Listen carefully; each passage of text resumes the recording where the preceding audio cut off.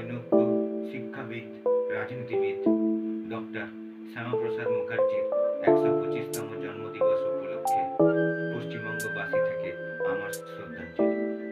অমর চেতনা শ্যামাপ্রসাদ। ১২৫ আজ স্মৃতির প্রদীপ জ্বলে। শ্যামাপ্রসাদ, তোমার নাম গাথা বাংলার কপালে। ৩৩ উপাচার্য, মেধার ছিল না জুড়ি। তোমার বাণী ছিল যেন বজ্রকণ্ঠের ধার। দেশের টানে ছুটে গেলে ছিলে না কবু থামাধর। এক ভারত, শ্রেষ্ঠ ভারত গর্জেছিল তোমার কণ্ঠে। এক দেশ, দুই বিধান, কেন হবে এ ভগবান?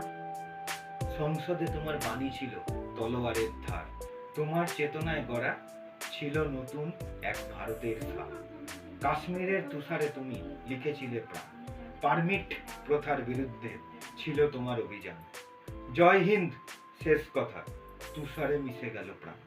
তোমার আত্মত্যাগেই গড়া স্বাধীনতা আর গান। আজ তুমি নেই, তবু তোমার চেতনা জেগে আছে। তরুণ প্রজন্মের শিরায় তোমার রক্তের ধারা বয়ে যায়। তোমার স্বপ্নের ভারত আজ হোক না অটুট। তোমার দেখানো পথেই হোক না আমাদের যাত্রা শুরু। শতবর্ষের স্মৃতি আজ হোক বা নতুন আলো। শ্যামাপ্রসাদ, তোমার মতো বীর যুগে যুগে জাগুক। নমস্কার।